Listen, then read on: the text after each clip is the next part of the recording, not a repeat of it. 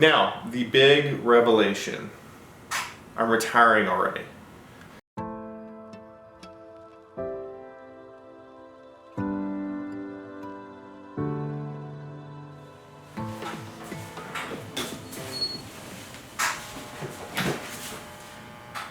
It's been a bit since I caught up with everyone. First off, it has been a wild ride. Forgive me if I start rolling off screen. I have a 10-degree slope in my garage. We added a new person to the team. Her name's Mickey. She is head of HR. Basically all she does is snuggle right now, so I don't really know if that's the proper HR choice. Either way, that's fine. We never stopped producing. Actually got to the point where we produced, I think in 2 kiln loads, the equivalent of $3,600 in product. Can't do the math right off the top of my head. It was an amazing amount of product, but the past 2.5 months since I made a video, definitely learned a lot. Also, we added some stuff briefly about 4 or 5 weeks before we welcomed our little girl to the team, and actually that's what I'm going to talk about first, the change we made. So if you missed it, that chair's going to roll away now.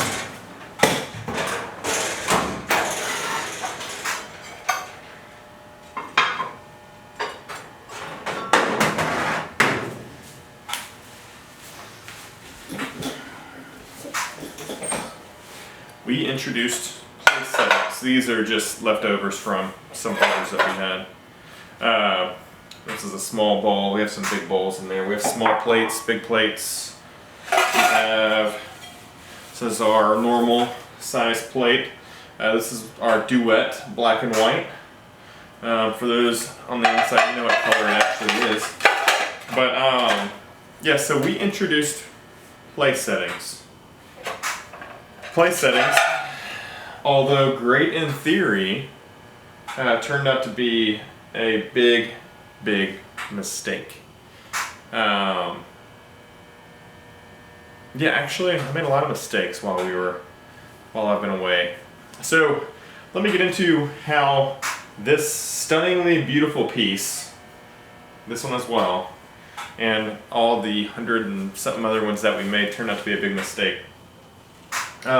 In theory, place settings are awesome.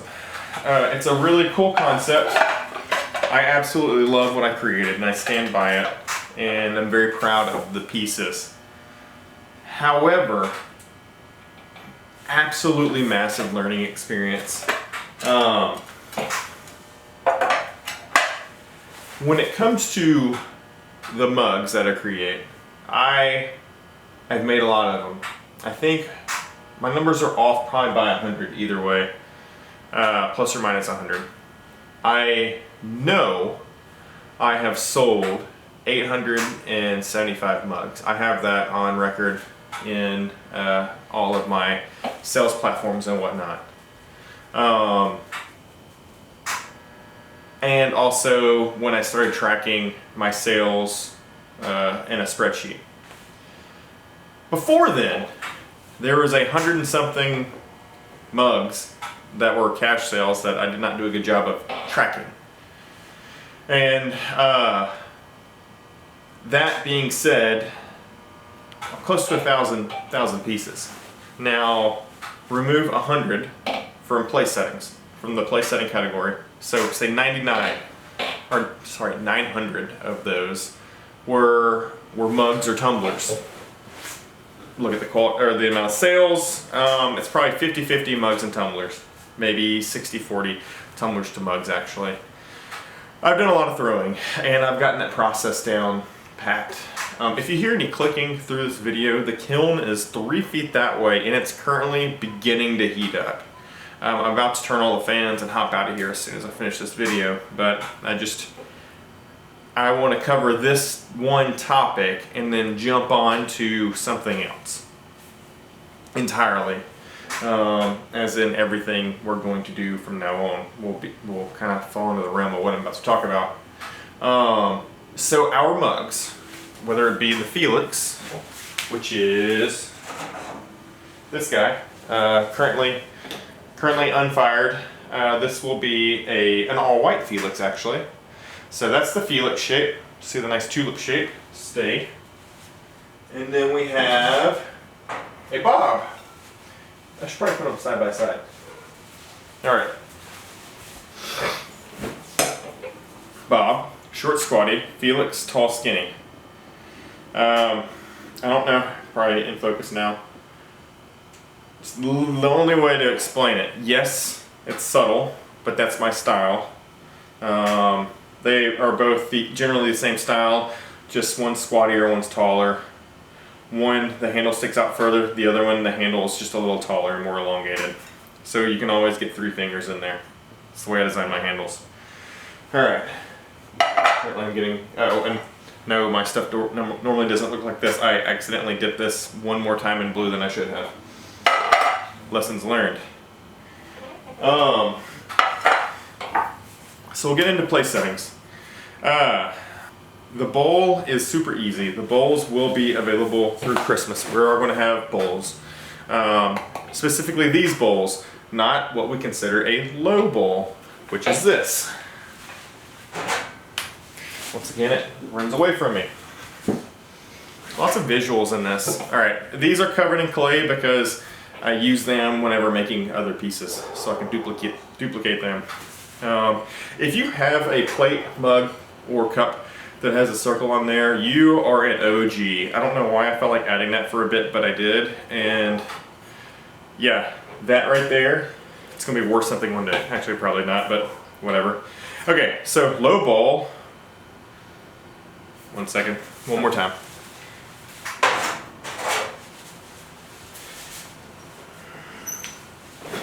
All right, now I got all the comparable sizes. Regular low bowl, you see the size, shape. Regular bowl, tall bowl, size, shape. This I can throw all day and throw just about the same speed as my coffee mugs, and I'll talk about the speed in a second. This is normal. This is a very natural shape. This is not normal.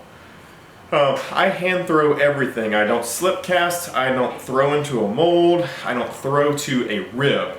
I hand throw by feel and look on everything. What does that mean?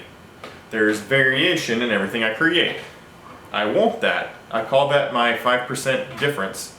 Technically, sometimes it's 10%. I don't know. It's how I'm feeling. It's the thickness of the clay, hardness of the clay. A lot of variables go into that. That's me as an artist putting myself into the clay. I could make it more uniform. I could make a rib and every single piece come out the exact same. But this is more than pottery to me. This is art. I'm an artist, so I want to put myself into the work, and that allows me to do that. Where am I going with this conversation? These have variation. When you have variation in these bowls, it's a very uniform opportunity, and it's very easy to replicate. I have some gauges that I'll map out. Okay, the ball of clay needs to be this big, and I start throwing it generally and get all of these the same size within 5%. These far more difficult. If I am off by 1/4 of an inch, 1/8 of an inch, all of that, once you start extending this wall out, things go awry very quickly. When you have an order of, how many did I have to make in one sitting? I had to make 16. So I threw 30, just to make sure. Because I noticed my throwing wasn't that consistent. And this is where it really showed. Don't run away.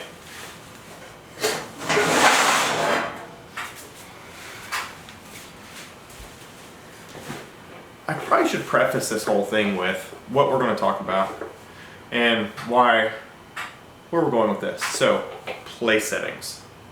Sorry, dinnerware sets. I call them place settings, dinnerware sets, whatever. Dinnerware sets. Bowls, plates, small plates, big plates, all the fun things. All right. First off, technicality. Technicality leads to time. Time leads to quantity. Quantity leads to money. And also there is mass. So we put mass over here. A plate, regular size plate, takes 3 pounds of clay to make. Then, so you have the 3 pounds of clay. Then to that you add, it takes probably 3 or 4 times as much glaze to glaze these things. And then the biggest one of them all, and this is a horrible, horrible, horrible thing. I think I mentioned time over here somewhere. Time. This huge thing, time. I can produce this entire thing in 10 minutes. This cost me $30, or actually, sorry, I charged $30 for this. Materials going into this is $2 or less, because I buy in bulk. But I'm going to round up a lot and say $2.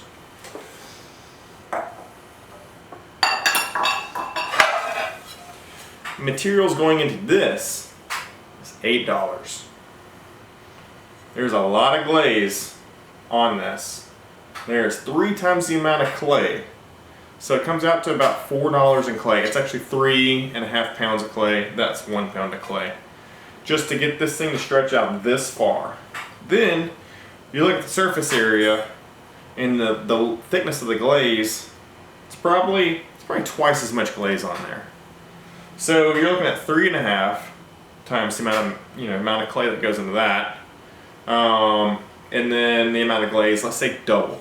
But yeah, it comes out to about like $8 on everything for materials on this. Market research led me to find out that, dang it.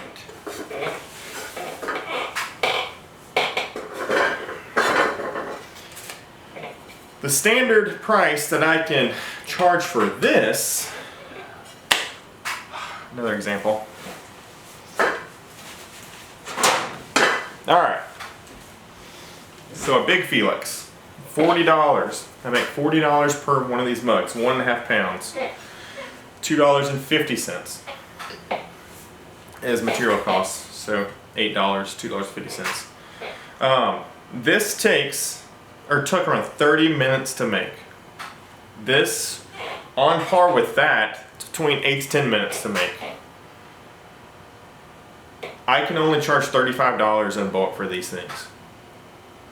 No one's paying more than $35 a plate. I'm making these and selling them for $40. This is actually a broken one that a client brought back to me. If you can see, oh, you can't, don't autofocus. There's a crack right there, and I glued it back together with some glaze. They like their mugs enough to where they want a broken mug but just fixed. That says a lot. I love my clients. Okay, so this makes me less money than that. I don't care how cool this is. I am not in this for charity. Yes, I want to make a name for myself on making some really quality products. But I'm not here, man, I'm getting thirsty. I'm not here just to do stuff for fun and do stuff for free. I have a family, and I do this. I'm really doing this to build a future for Monty. I hope one day. I'm going to force him to work it at some point, but I hope he takes it over. I hope he has a job when he's in high school and college where he can make some really good money and do what he wants to do and have the freedom in life to enjoy himself. That's why I'm doing this. I'm not doing this to produce pieces that, but this is stunning. This is really stunning. To produce pieces that don't make a profit. So long story short, when Meg was just had the baby, I would take the boy to school, daycare or school, and then for 7 hours, Meg and the baby, after I fed them, watered them, everything that needed to happen, they would be resting.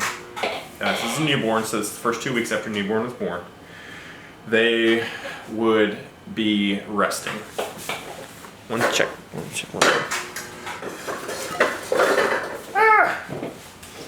Alright, so they would be resting. And yes, I was making sure my camera was rolling. And I was producing. I had 2 weeks off PPL through my company. which was phenomenal. Added this year for paternity leave, which is fantastic. I work for a great company. Oh, I also have a full-time job, 40 hours a week, 40 hours plus. Next week's gonna be like 100 hours, but we won't get into that. Oh.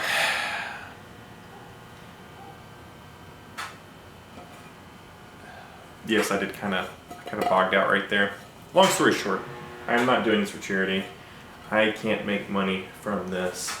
I mean, technically everything I make is above and beyond. We've already broken even, whatever, blah, blah, blah, but I'm not here to produce this. So, although we were very excited and we introduced our dinnerware, place settings, whatever you want to call them, I am now retracting this. I'm no longer offering it. I currently have enough orders right now doing a couple a month. I'm booked up for 6 months. I'm done. Actually, I will take orders, but it's going to be, it will take 6 months for you to get your pieces. And it's not the fact that I can't do it sooner, it's the fact that I have numbers to hit for my own company. I currently have to produce at least 35 mugs a week, tumblers and or mugs. We're about to introduce the small bob, so over the next 2 weeks, I have got to produce about 80 small bobs. That's all I'm making over the next week because little bob's coming back. Felix is our summer look, Bob is our fall, winter look. So the Felixes will go away eventually and then come back and make a resurgence back whenever it starts warming up again. So the Bob's coming back, means I have to produce a lot. When this takes 30 minutes to make, and I had an order for 36 of them, and I'm working on an order for 36, I can't do that. Can't physically create that many and make that happen. I would love to, but I can't. So, big announcement. These were here, and these are gone within 2 months. If you were some of the people who ordered them, produced about 100 something pieces. If you ordered them, thank you. I cannot thank you enough for trusting me with your dinnerware. I mean, it is so cool to make this. I love these pieces. These are leftovers from an order. They ordered some and then ordered a couple more. And whenever someone orders a couple more, I should make some extras just in case something happens in the kiln. It's good standard practice for anyone making dinnerware. Always have one extra of everything because things in the kiln don't always happen the way they should. All right. Now the other thing, the low bowls. So time and investment. That is not a good investment of my time. And that is also not a good investment of my resources whenever it takes a lot more material. I mean, the material costs are exceptional, but time costs and everything else. So long story short, within an hour, I could either make, so say I did Big Bob's, within an hour, I could make $240 worth of profit, or worth of merchandise. Or I could make $80 worth of merchandise. Sorry, $70 worth of merchandise. It just doesn't pencil out. I know I've been rambling. I'll try and wrap this thing up. So, yes, it just doesn't pencil out that way. Now, the other aspect, the low bowl, everyone's favorite. Everyone placed an order for the low bowl. I think I produced, well, at one moment I threw 16 of them for one set. And another time I had 2 other orders with another 8, so forth and so forth and so forth. Because I don't use guides, I have nothing against guides or ribs or anything like that. I really embrace the variation on purpose. I don't want to do a very standard look. At some point, we're introducing something that's going to be the exact same over and over and over again. That's due to demand. But for me, to make myself happy and satisfied with what I produce, That's not going to be everything I make. I will always have my hand-thrown components. There might be some slip cast mugs in the future, but they will have a different name on them. That will be MMCC, not MMPC made, and I'll explain that delineation later on. Now let's get into the technical aspect and why the low bowl is going away as well. All right. Actually, this is not a good comparison. There are smaller ones in here. So this is a little low bowl. This is a